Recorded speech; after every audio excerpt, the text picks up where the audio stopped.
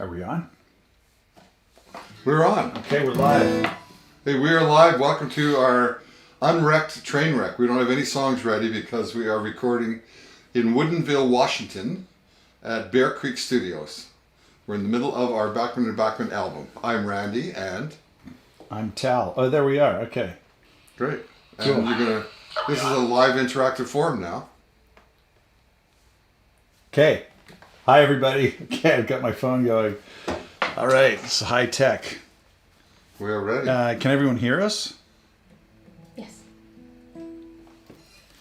All right, so let's start. We've got a few questions here, and thank you for joining us. And like Dad said, we're here in Snohomish County in Washington in Sasquatch country.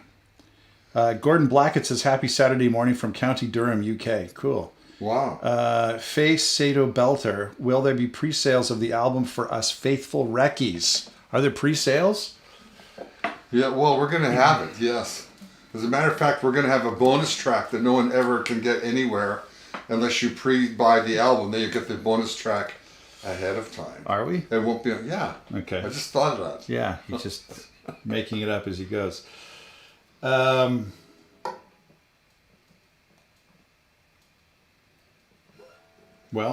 Nobody's... Okay, we're done. Yeah, I guess we're done. Do you guys want to tell them the progress of your recording so far? Progress of recording so far. We've been going at breakneck speed. We haven't included any outsiders yet, which I'm pretty happy about. It's just me and Dad playing everything, and Coco's helped us on a few things. And It's pretty much 9:30 to 10 till 9:30 at night, and maybe we watch a half an hour TV show and crash out. 6 days a week. Sunday we had a little bit of time off. You run and drop off your laundry, go get some food shopping, and basically it's kind of like it is a COVID recording session. We're locked in here, but it's very comfortable and nice. yeah. Yeah. Well, we're not really getting up on any questions here, Coco. It's okay. You probably don't have any questions. Yeah. I don't know if they can hear us. Yes, they can. Okay, we are not getting anything on We are the in live Bear chat. Creek Studios, and it's a barn, two-story barn, and it's very much like the recording studio I used to have in Linden, Washington. And Tal remembers it. He was a teenager back then, and with a Trident board, Neve boards, a lot of old vintage gear, and so coming here is kind of like coming home for us in the 70s, just like our studio in Linden. And then we had a similar studio in Salt Spring Island. So it's very nice to come here. It's all green outside, it's all bushes, it's all butterflies and spiders and mosquitoes, and Hey, Coco. just like being home. Do you want to just get back to where the comments are? Okay, let's see. Oh, here we go. So they weren't coming up on my phone for some reason. Okay, here we go. Thank you, real question. Is if only hi from Merritt, BC. Well, I've driven through Merritt lots of times. Jacqueline Renner says, how many songs have you got done now? How many do you plan on recording? Hi, Jax. Well, we're going to do minimum 12, and we're going to try to get more than that done. And we have, what, 9, 10? We're on about 9 or 10 right now. In different stages of completion. Because we get a drum sound, you do a couple of drums, you get a bass sound, we do guitars. We're also spacing our vocals, because you can't sing everything at once. Your voice will get tired. Your voice is a muscle. So we're probably working on a dozen songs. We're at 9 or 10 right now. Okay. Okay, let's see here. Teresa Crozier. Let's see. What did she... For those... Ken Burnkoff says, for those of us who tipped, are we part owners? Yes, Ken, of course. You're part of the story now. Part owners of what? I guess the album, but we'll say sort of spiritual owners. Steve White, thanks for this You'll lovely be an owner once you buy it. song. David G says, are all the tracks going to be original or will there be any covers too? All original, David. All original. We've done enough. We've massacred enough covers on the live YouTube. We are songwriting machines, basically. I wrote a bunch, Tal wrote a bunch, and we wrote some together. So you're going to get 3 kinds of songs on the album, which is very good, rather than one of us kind of repeating things. It's pretty varied. Laura Cascanet says, how come you never add Burton in a Zoom on the train wrecks? Well, Burton would probably charge us like 50 grand to appear on one of those train wrecks. Well, he certainly knows how to wreck with us, but he's in Moose Jaw, and we are in Sydney, BC. And right now we're in Woodinville, Washington, which is where the Seattle Pop Festival was in 1969, and I was here with Burton then, and we did American Woman on stage, and we were watched by Led Zeppelin. Okay, Joseph Boychak says, when will the album be released? Best guess. I don't know, September? Maybe this fall or maybe in the spring. We have to get a record label and get a whole bunch of stuff together. And the thing is, everybody is waiting. And so come the fall, everyone's going to be on tour. September, October, November, everyone's going to be on tour. Everyone can go out to concerts. Albums are going to be released. Netflixes are going to get done because they all stopped their movies and everything. So we're going to have the Roaring Twenties again, I think, starting this fall and going for a bunch of years. Yeah, so. Before another depression. Yeah. Okay. Teresa Crozier says, I have a question. Were all the songs written beforehand, or are you writing them in the studio? They were all written beforehand.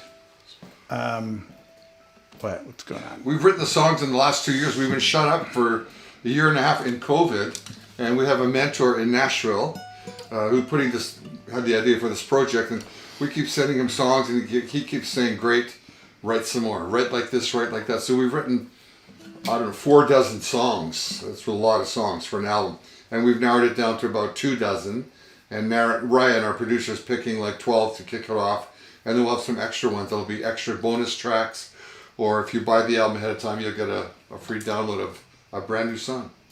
Okay, Jeff Bartlett says, hi, Randy, Tal Coco. Can you get the new merch in 4 to 5 extra large sizes? 4. You can get 4 extra large. Okay. Quadruple extra large. Okay. Can you let me know and I can send a money order? Okay, there you go, Jeff. We can get you the 4. We can get 4XL, and they are bigger than normally, so it's kind of 4XL and a half. Okay, Chris Petty says, can you play any of your new stuff tonight? Well, we want to keep that under wraps, Chris. I hope you'll appreciate that. We'll play you the intro to a new song. There you go. Steve White says, are you guys singing together or splitting tracks? We're on, let's see. Well, so far we've been on every single track together, singing harmonies and leads and playing guitar and everything. It's kind of like the Traveling Wilburys. Whoever wrote the song sings the majority of it, and then the other one of us trades lines or sings a harmony, and we all sing the chorus. Yeah, now I think there's going to be a couple of tunes. Well, we're going to record a couple of tunes. I don't know if they're going to wind up on the record. Right. But you've got a couple where it's just going to be you. Just me, and there's some of that's just you. Which is kind of good. Yeah. How's the weather? Says Noah Hockman. It's been nice. It's really quite humid here compared to Victoria, where we live. Yeah. But yeah, it's been pretty good. Tal, are you playing drums on all the tracks, or is Coco playing on some tracks? Coco, that's Keyman 3.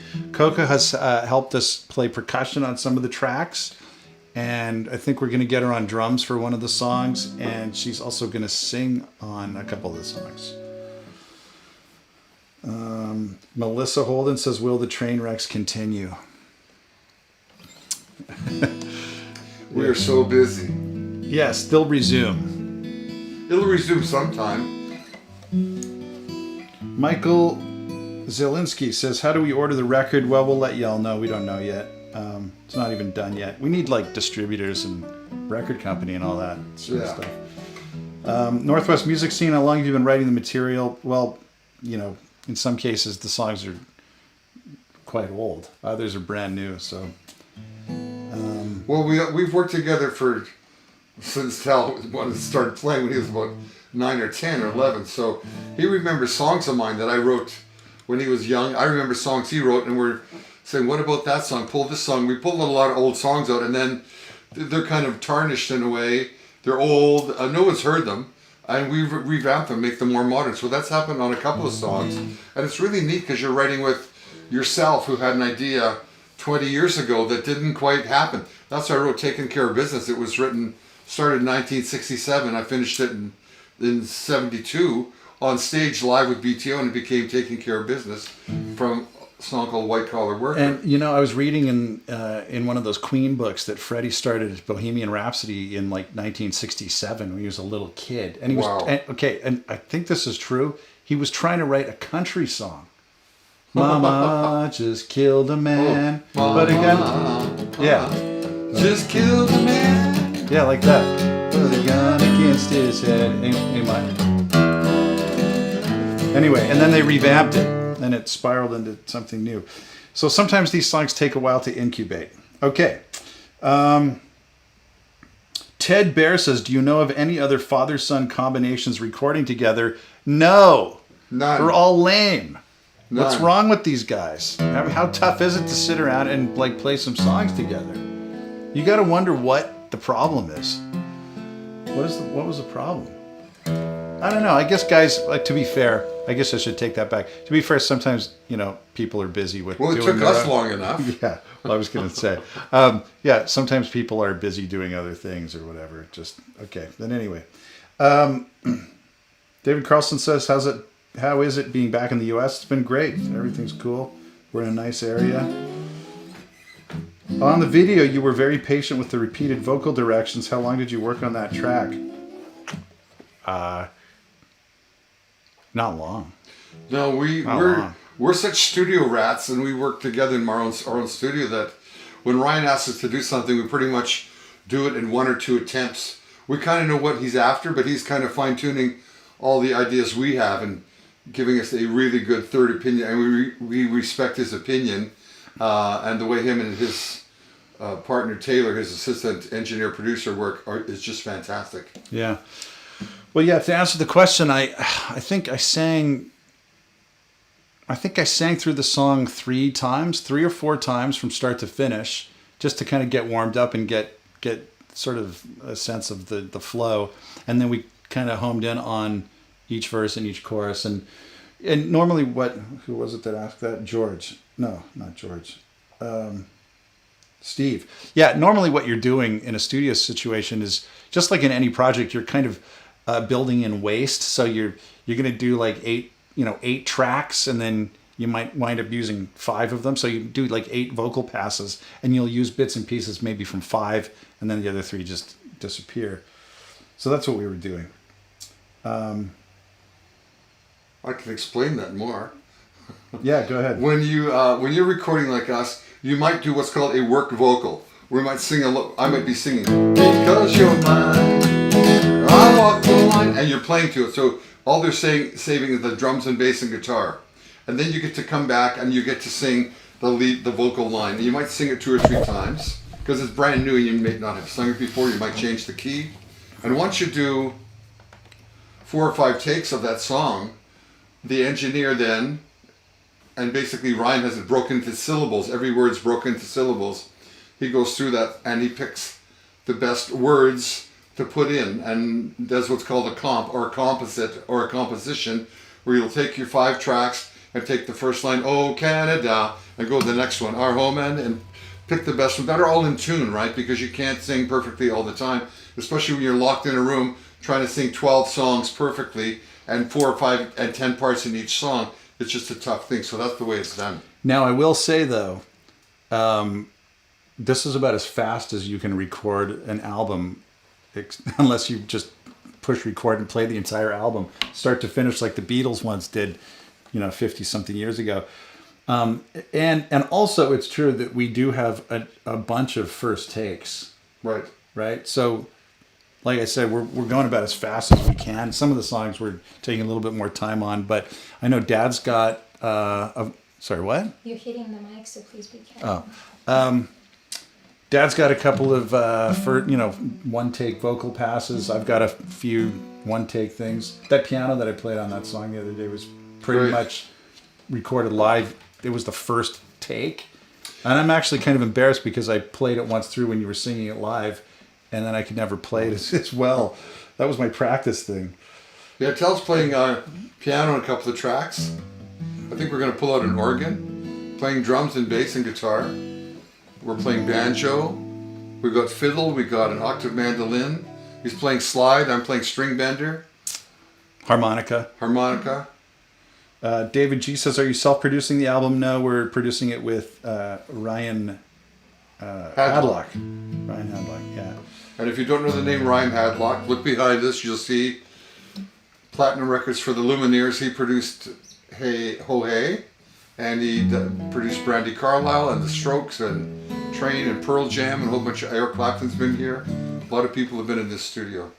He'll be joining us like in any moment. Okay, Ryan is going to be joining us in a few minutes to chat. Great. And Tom Wilkes says, isn't Bear Creek Studio a special place? Yes, it's great. And there's like pictures of, Eric Clapton when he was here. Lionel Richie was here. I'm pretty sure, I'm just making this up, but I like to believe that Eric Clapton passed out on this couch behind us a couple times, probably on the floor. But in the day. Who knows what happened here? And Bigfoot's recorded here too. Fausta says, which cities are you touring? Well, we don't know yet, Fausta. We haven't planned any of that out yet. And venues are still opening up, so it's all still up in the air. We hope to get our album out and then score being an opening act for another band that's on the road, because we will be an opening act. Even though we have hits to play, we'll be playing a hit, a new song, and trying to get our new stuff out there. We'll be touring for the new album. Teresa Crozier says, I saw you played a Taylor guitar. What model, and do you recommend it? That Taylor belongs to Ryan. This is a little acoustic. It's a little acoustic, and it's high strung.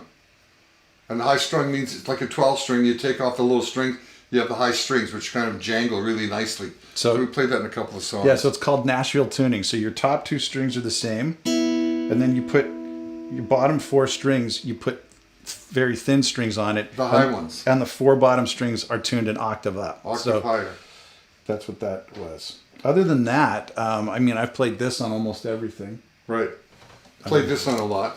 Yeah. We couldn't bring a lot of our gear here. We came here on an airplane, Air Canada, actually Air Alaska, which was very, very nice coming here. They were really great airline. We were treated great. It was a wonderful flight. And we left Vancouver. It was kind of, the airport was empty. We got to Seattle Airport. It was like an anthill. There was people everywhere, going everywhere, being very respectful, all wearing masks. There was an announcement about every 4 minutes in the Seattle Airport, wear your mask, keep your distance, which is kind of nice, and everybody's doing it. It was cool. Okay, Lynn Martin Value says, why did you have to record in the United States? Well, we didn't have to. We chose to come down here to work with Ryan and come to this great facility. Let's see. We needed some juice. Yeah, sometimes it's nice to just kind of get away from the normal routine and you can really focus. We're not that far away from where we live, but I feel like we might as well be in Madagascar or something. We could be in England. Yeah. I wish we were in England, but this is cool. The Dark Lord says, what is the average length of the new songs on the album? Well, that's a very good question, because we try to keep them. They're pretty economical. We don't, often, I guess I would say this is, one of the kind of sins of songwriting is kind of imposing on the listener. You don't need necessarily, if it's Freebird or Stairway to Heaven, it's a different story. Those songs really unfold and progress, and they need that length. Not everything is a short story, but Americana songs, pop songs, rock songs, usually you're looking at under 4 minutes for radio play. So I would say most of them are between 3.5 minutes and 4. We started a song just before this broadcast, and we were saying to Ryan, how long is it? Because he said, why don't you guys just both set up and both do blazing lead guitar? So we're going to do that over the weekend, and that's going to be over 4 minutes long because we got this long solo section where we'll be trading back and forth, a la Neil Young and Stephen Stills, or whoever's got two guitar players, Leonard Skinner or guys like that. Okay, Jeff Bartlett says, I have a question for Randy. I've always wondered if you ever listened to the 2 BTO albums that came out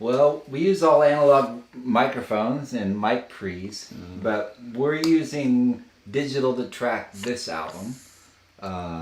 We often record digitally. Sometimes we record analog.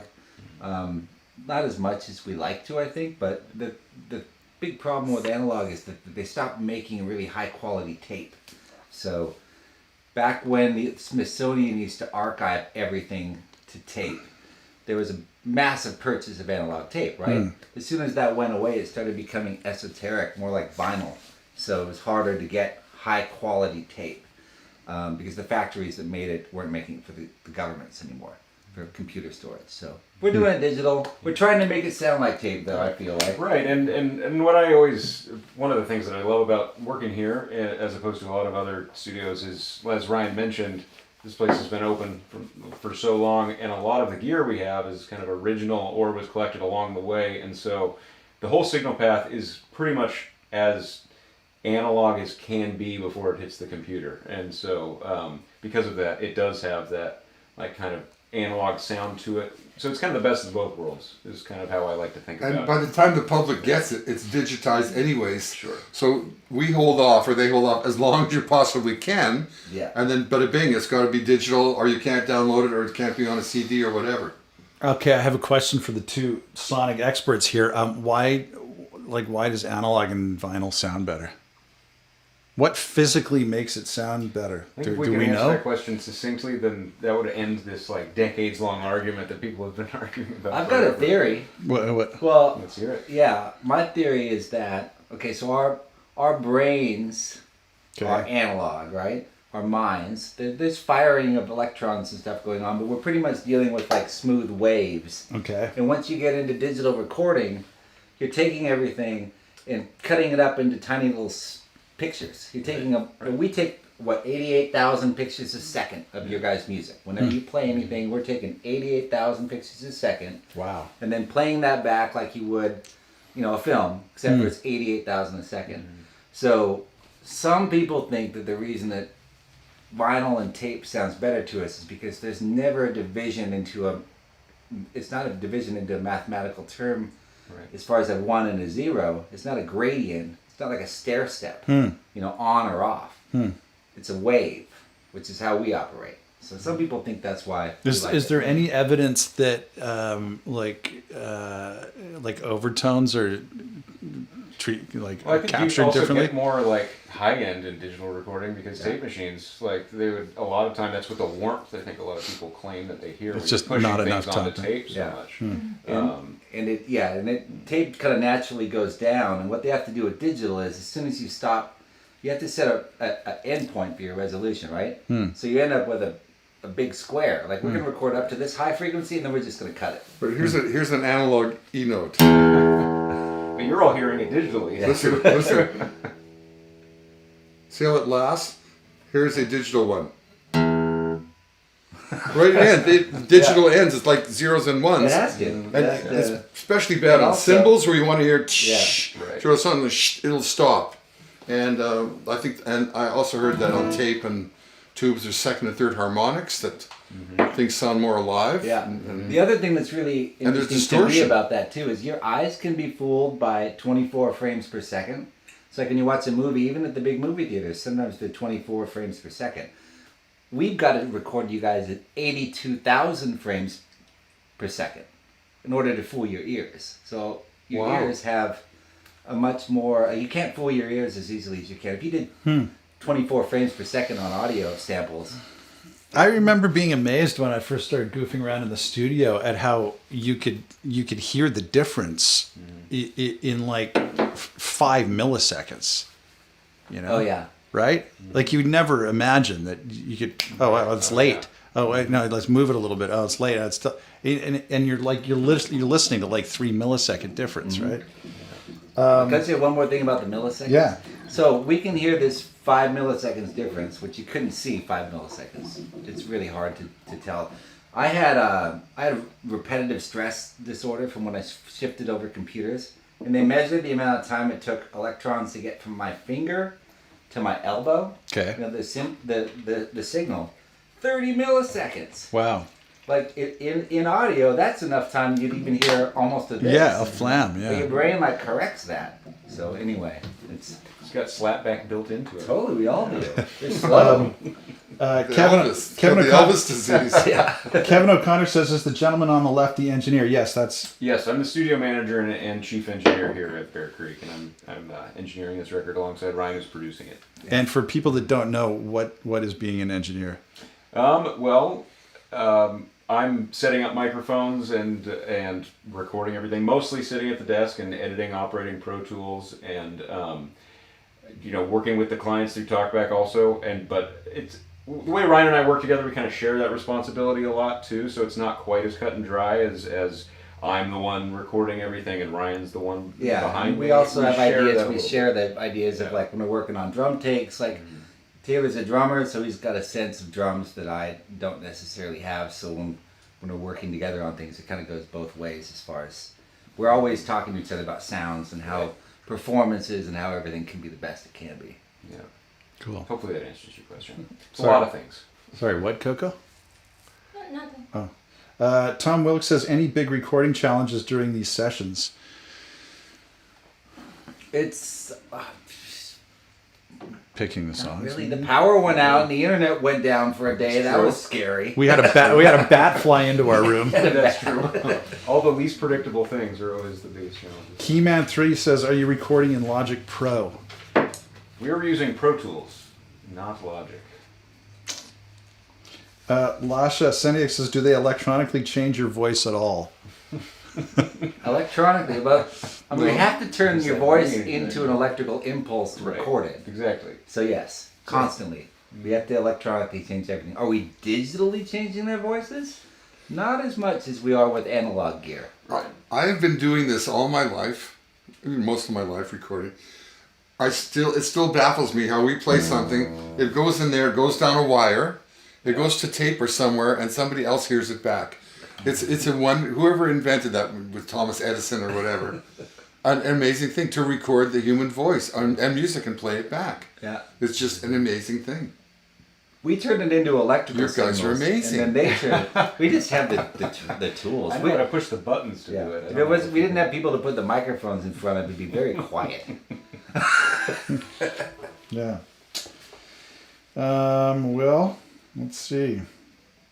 We've got some recording nerds here that know all about the science and stuff. Here's a good question. And how are we doing for time?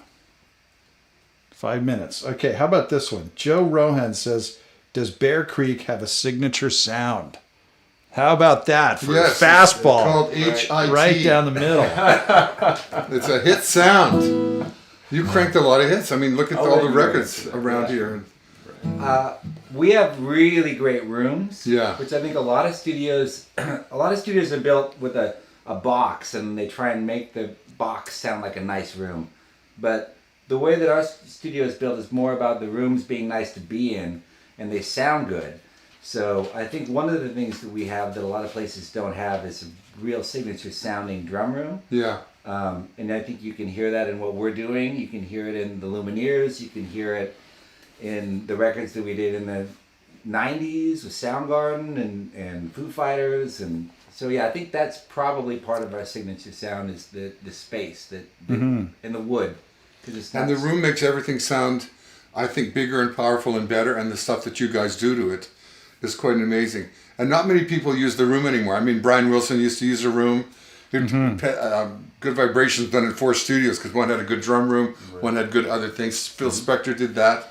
And it's hard to do unless you have a good room. You guys have a great room. If you have a good room and you know how to use it, then it really becomes a part of the band. The sound. That's like a Right? instrument. Yeah, right. Like if you listen to Pet Sounds, like you're saying, like Pet Sounds, the Beach Boys record, it like the room is like the unacknowledged hero of that record, and it's kind of hard to, and maybe impossible to.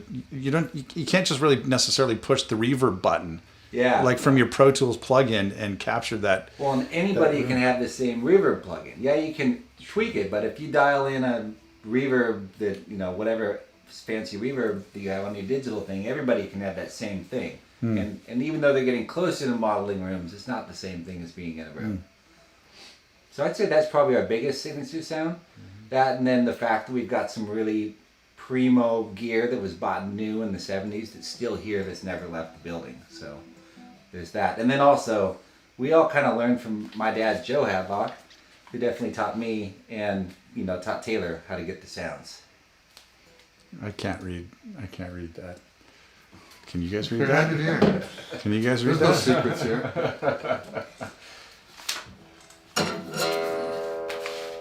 Randy, your fly's open. What? Oh. Okay. Okay, let's do a couple more questions and then we'll wrap it up.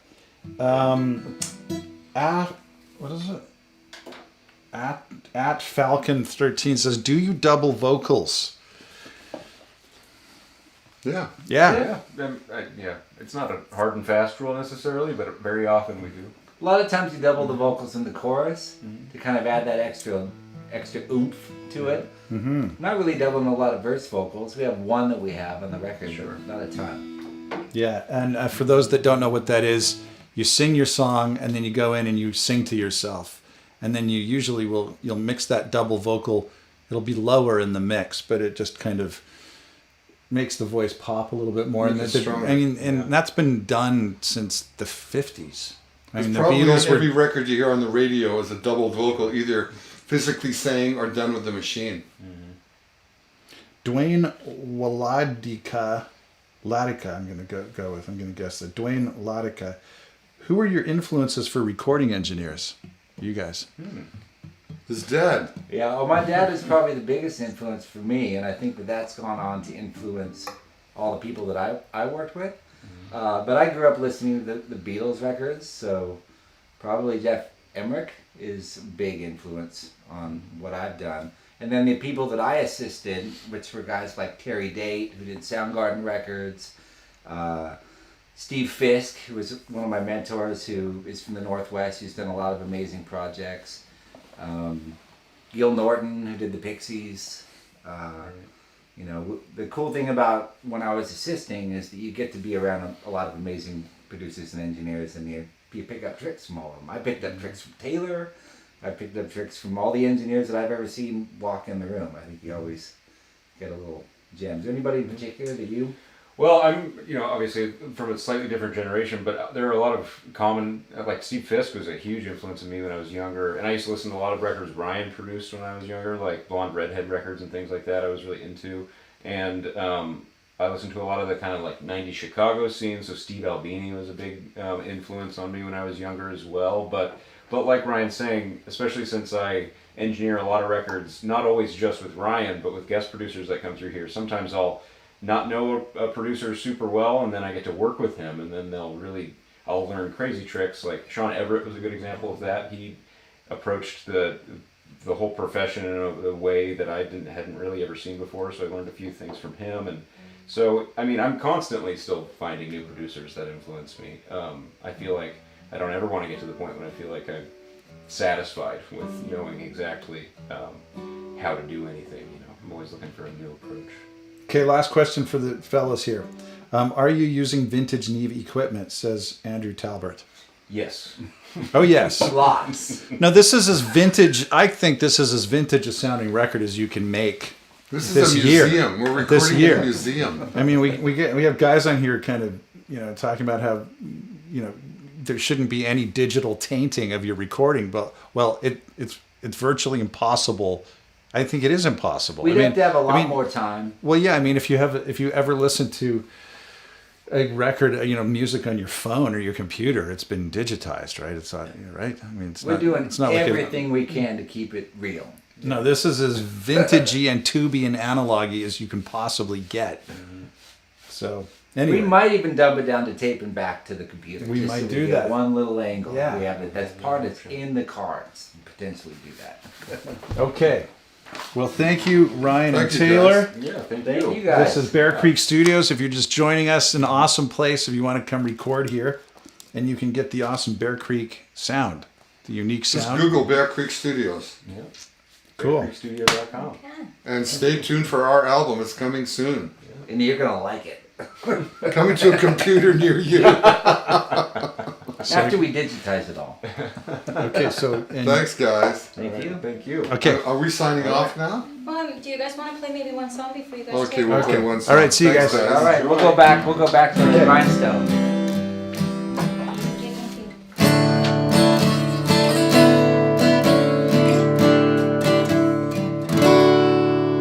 Okay, it says here for us to play the musical mystery tour theme song that we wrote. I don't even remember We how it haven't even goes. played it.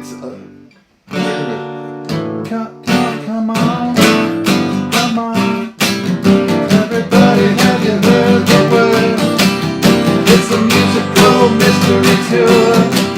Oh yeah. Ooh. Once more. Come on, come on. Everybody, have you heard the word? It's a musical mystery tour. Oh yeah. So what that is, if you don't know, is this little Beatles theme song that Dad and I wrote for our Sirius XM Beatles show, and we don't have any more to the song than that. We're waiting for enough We should- pre-orders, then we'll finish the song. No, we have a song that we have a show on the Beatles, Sirius Beatles channel, and we talk about the guitar solos, who played them, what guitars they played. We do the middle eights in the songs. We give our impression as Beatle fans on how great they are still so many years later. That's our show. And we wrote this little theme song, putting together every little Beatle hook and sound we can. If you listen to it closely, it's like there's 30 bongos, there's seconds. hand claps, there's cowbell. It's all in like 16 seconds. Yeah. And we're waiting for enough people to say, where's the rest of the song? I just thought of a new part of the song. Go, go. We could like History. okay.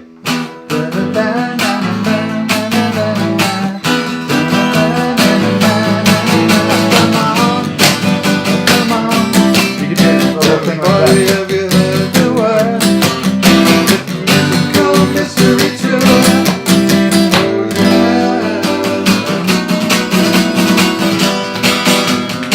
Okay. Anyway, we'll have to write that. Okay, remind them. Okay, subscribe to the channel and push like, please. Thank you. Okay, do we need to do anything else? We could probably come back next Friday, but it'll be the same as today if you want us to come back. Get a bunch of questions if you want to learn more about recording and what's going on. Okay, I think that's it. Okay, thank you for watching Okay, us. thanks for joining us. Happy Father's Day to all you dads out there. That's right. That's right. Hope you get rewarded for being good dads. Okay. See ya.